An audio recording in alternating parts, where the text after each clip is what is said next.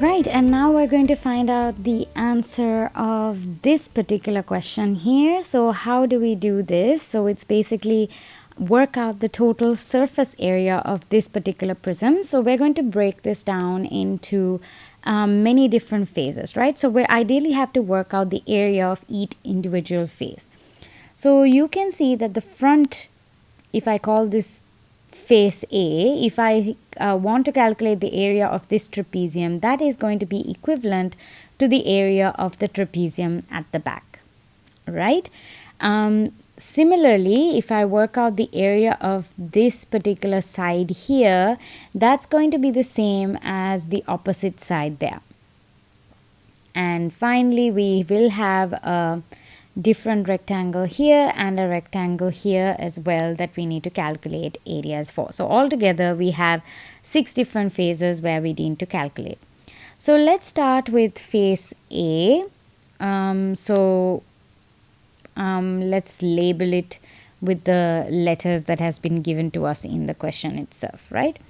So A, B, C, D and the back side, which is E, F, G, H, are both trapeziums, and to find the area of a trapezium we need to do half adding the two parallel sides. So this is 28 plus 37, and the perpendicular height, which is 20, has to be multiplied here, and we need to multiply it by 2 as well because we have 2 phases, front and back.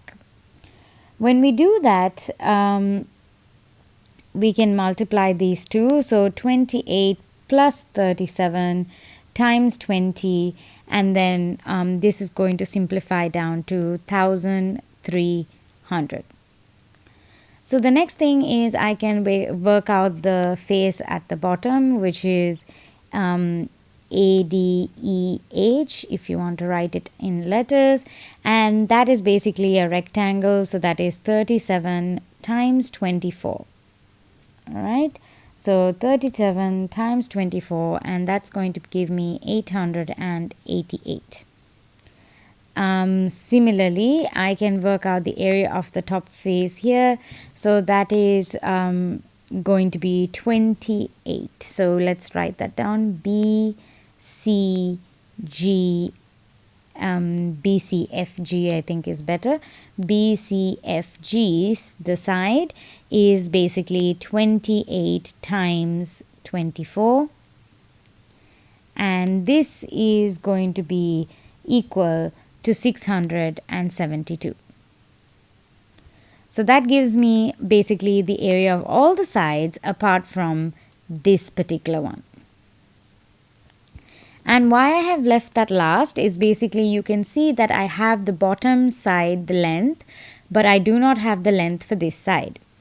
And to do that, I am probably going to require a bit of Pythagoras theorem. So how so Pythagoras? Well, I'm going to drop a line here and put a 90-degree triangle there. I already know the perpendicular length is 20. So hence, I need to basically work out this length here. So if you label that length x, how do you find out that the length of x is actually, what is the length of x, right? So let's see. Well, we can see that the top part of the trapezium is 28 centimeters and the bottom part of the trapezium is 37 centimeters. So this x piece is going to be basically half of the difference between the two sides. Why half? Because you can see that there's another x which I can take symmetrically on the other side, right?